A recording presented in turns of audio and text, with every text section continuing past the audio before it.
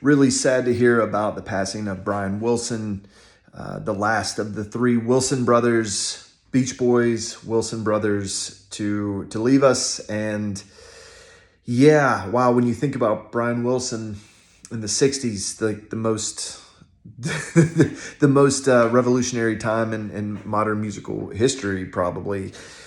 You think about how the Beatles inspired him and how he inspired the Beatles, and where like Pet Sounds and Good Vibrations sits in all of that.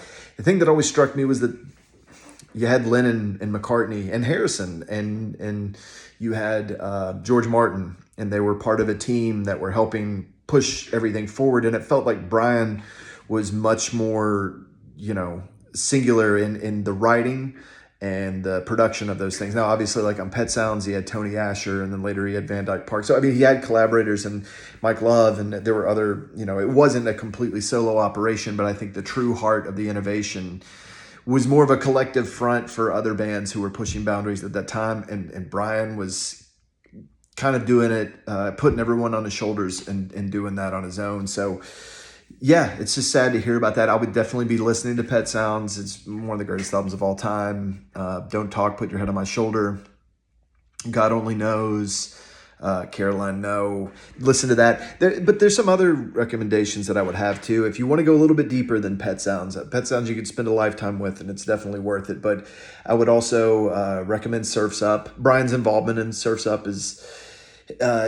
he wasn't involved in the production or the writing as much of that, and you can hear it in Surf's Up, but the song itself, Surf's Up, is beautiful, and his contributions to that album are really good. There's a great clip of him online.